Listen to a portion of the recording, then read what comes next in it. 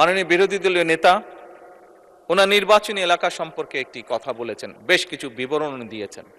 এই সংসদে আজকে দাঁড়িয়ে আমি আমার অবস্থান থেকে পরিষ্কারভাবে বলতে চাই, অনুরোধ জানাবো মাননীয় বিরোধী দলীয় নেতাকে, মাননীয় বিরোধী দলীয় নেতা, আমি যে মন্ত্রণালয়ের অধীন কাজ, আমার পাশেই সেই মিনিস্টার সাহেব বসে আছেন।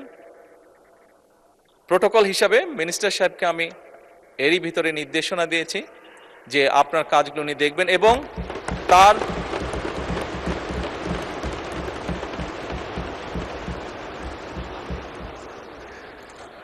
বিরোধী দলীয় উপনেতা উপদে কিছু বলতে চাইছেন, কোনো অসুবিধা নেই।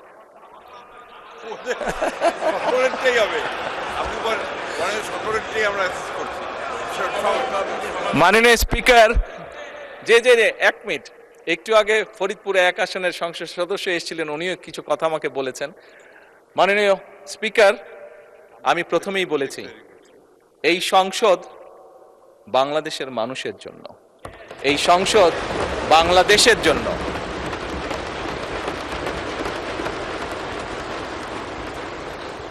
মাননীয় স্পিকার, যে কথাটি বলছিলাম, আমি বিরোধী দলের নেতা এবং উপনেতা, স্বাভাবিকভাবে যেহেতু ওনারা নেতা এবং উপনেতা, স্বাভাবিকভাবে লিডার তো কিছুটা প্রায়োরিটি পাবেই।